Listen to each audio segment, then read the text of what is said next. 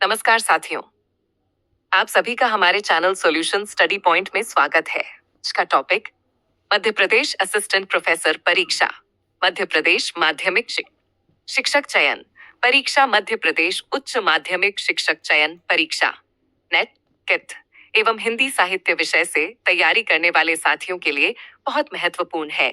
आज का हमारा टॉपिक है सिद्ध और नाथ साहित्य। अगर आपने अभी तक हमारे YouTube चैनल को सब्सक्राइब ना किया हो तो अभी फटाफट हमारे चैनल को सब्सक्राइब कर दीजिए ताकि हमारे आने वाले वीडियो की नोटिफिकेशन सबसे पहले आपको मिल सके। चलिए आज की क्लास प्रारंभ करते हैं। सबसे पहले हम सिद्ध साहित्य पर चर्चा करेंगे।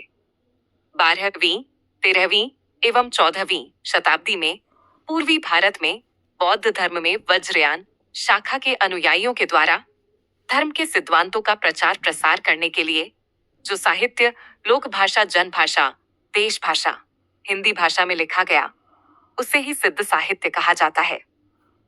राहुल सांकृत्यायन ने इस सिद्ध साहित्य पर विशेष शोध कार्य किया है।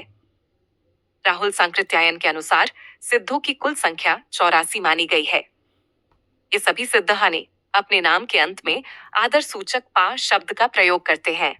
बिहार के नालंदा एवं रक्षिला जैसे विश्वविद्यालय इन सिद्धों के प्रमुख केंद्र माने गए हैं। इस क्षेत्र के बाद भोट, तिब्बत प्रदेश में इस साहित्य का अधिक विकास हुआ माना जाता है। हरप्रसाद शास्त्री सिद्ध साहित्य पर खोज कार्य करते हैं। सिद्धों द्वारा रचित पदों को बौद्ध गान ए दुहा के नाम से संकलित किया है। सिद्धों के द्वारा अपनी साधनावस्था में ईश्वर भक्ति के जो पद रचे हैं उनको चर्या पद के नाम से पुकारा जाता है। मुनि अदय वज्र एवं मुनिदत्त सूर्य ने सिद्धों के द्वारा प्रयुक्त भाषा को संध्या संधा भाषा के नाम से पुकारा है। इसका शाब्दिक अर्थ होता है कुछ स्पष्ट एवं कुछ अस्पष्ट।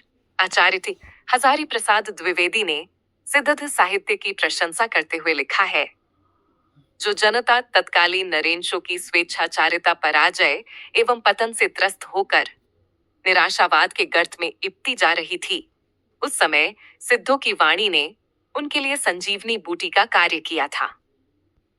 सिद्ध साहित्य की प्रमुख विशेषताएं। इस साहित्य में हिंदू धर्म के ब्राह्मणवाद, वैदिक कर्म कांडों का खंडन किया गया है। इस साहित्य में जाति व्यवस्था एवं वर्ण व्यवस्था का भी विरोध किया गया है।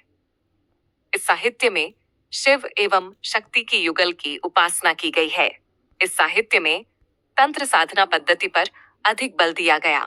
इन सिद्धों में 5 प्रकार की दुष्प्रवृत्ति देखने को मिलती: मांस, मछली, मदिरा, मैथुन, मुद्रा। विषय वस्तु के आधार पर इस साहित्य की रचनाओं को प्रमुखताहीन श्रेणियों में विभाजित किया गया है। आचार्य नीति संबंधी साहित्य, उपदेश परक साहित्य, साधना संबंधी रहस्यवादी साहित्य। सिद्ध साहित्य के प्रमुख कवि एवं उनकी रचनाएं सरहप्पा दोहा कोश। इनके द्वारा रचित रचनाओं की कुल संख्या 32 मानी जाती है, जिनमें से दोहा कोश इनकी सर्वाधिक प्रसिद्ध रचना मानी जाती है। राहुल सांकृत्यायन के अनुसार इनका स्थिति काल 8वीं सदी 769 ईस्वी माना गया है। राहुल सांकृत्यायन के अनुसार एवं सर्वमान्यतानुसार ये हिंदी साहित्य के सर्वप्रथम कवि माने गए हैं। हिंदी साहित्य में इनको सरहपाद, सरोज वज्र, राहुल भद्र इत्यादि नामों से भी जाना जाता है। ये बौद्ध धर्म के सहजान शाखा या सिद्ध मार्ग के प्रवर्तक भी माने जाते हैं। हिंदी साहित्य में चौपाई दोहा शैली का सर्वप्रथम प्रयोग सरहपा के द्वारा ही किया गया था। इनकी अधिकतर रचनाएं खंड काव्य की श्रेणी की रचनाएं का मानी जाती है। इनकी दोहा कोश रचना का सर्वप्रथम संपादन राहुल सांकृत्यायन के द्वारा ही किया गया था। 2. शब्रपा, चर्यापद, महामुद्रा, वज्रगीति, वज्रयोगिनी, साधना ये सरहप्पा के शिष्य माने जाते हैं।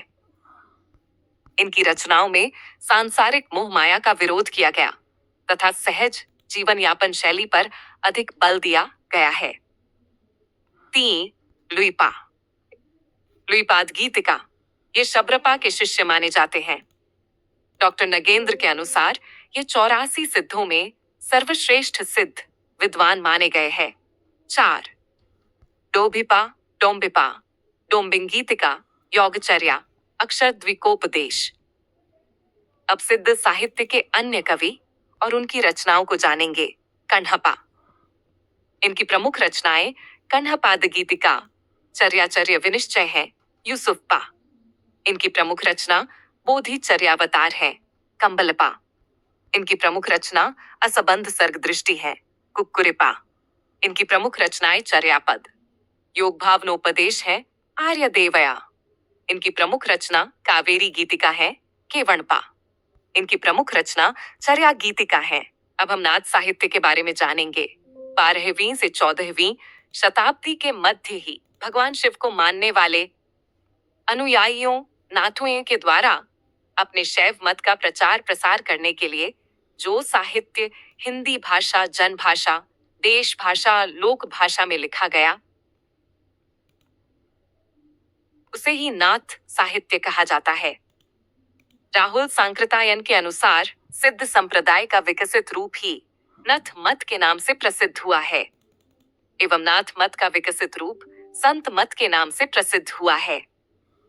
आचार्य हजारी प्रसाद ने नाथ मत को सिद्ध मत, सिद्ध मार्ग, योग मार्ग, योग संप्रदाय, अवधूत मत इत्यादि नामों से भी पुकारा है।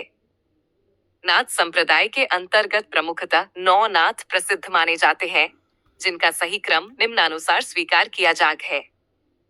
1. आदिनाथ, भगवान शिव। 2.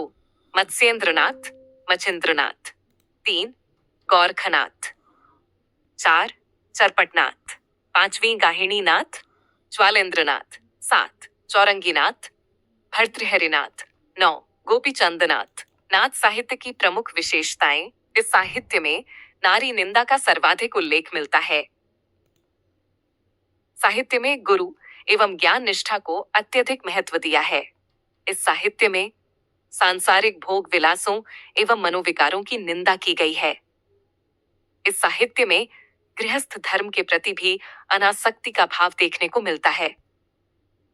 इस साहित्य में हठ योग साधना पद्धति को अपनाया गया है।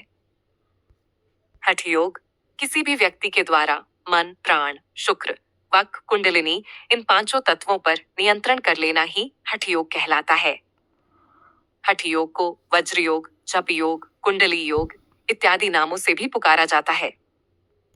गुरु गोरखनाथ द्वारा रचित सिद्ध सिद्धांत पद्धति रचना के अनुसार हठ शब्द में प्रयुक्त ह का धर्म सूर्य तथा ठे का अर्थ चंद्रमा ग्रहण किया गया है। नाथ साहित्य की प्रमुख रचनाएं। नाथ साहित्य की अधिकतर रचनाएं या तो गुरु गोरखनाथ के द्वारा लिखी गई है अथवा किसी अन्य विद्वान ने लिखकर उसे गोरखनाथ के नाम से प्रकाशित करा दिया, गाया है। आरंभ में सभी चनाएं इधर उधर बिखरी पड़ी थी। सर्वप्रथम हिंदी साहित्य में डी जियोलिट की उपाधि प्राप्त करने वाले सर्वप्रथम विद्वान टाइग पीताम्बर दत्त बर्थवाल ने इन सभी रचनाओं को एक जगह संकलित करके गौरखवाणी के नाम से प्रकाशित करवाया था। गोरखवाणी, प्रकाशक हिंदी साहित्य सम्मेलन, प्रयाग, प्रकाशन वर्ष टाइट्स रामकुमार वर्मा के अनुसार 1942 ईस्वी, टामी बच्चन सिंह के अनुसार 1930 ईस्वी, रायन पीताम्बर दत्त बड़ियाल के अनुसार इस साहित्य के कुल रचनाओं की अनुमानित संख्या 50 मानी गई है, जिनमें से 14 रचनाओं को वे प्रामाणिक मानते हैं। इन 14 रचनाओं में भी डॉ बर्थवाल ने 13 रचनाओं का ही प्रकाशित करवाया था। 1. सब्दी, नाथ साहित्य की सबसे प्रामाणिक रचना। 2. पति। 3. प्राण संकली। 4. शिष्या दर्शन। 5. नरवय बोध। 6. अभय मानना जोग। 7. आत्मबोध। 8. 15 तिथि। 9 सप्तवार। 10 रोमावली।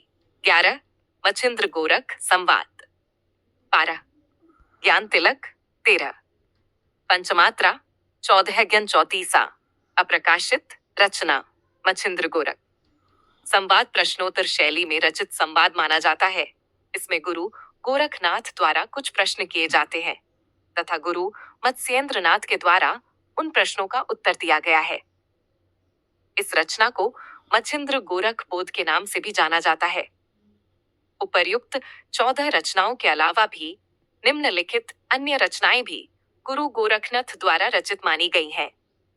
यथा 1 गोरख गणेश गोष्ठी, 2 दत्त गोरख संपाद, 3 महादेव गोरख संवाद, 4 गोरखनाथ की 17 कला, 5 गोरख सार, 6 योगीश्वरी साखी, 17 योग चिंतामणि, 8 ज्ञानामृत योग, 9 योग बीज, 10 गोरखनाथ पानी। तो यह थी आज की हमारी क्लास कैसी लगी कमेंट कर अवश्य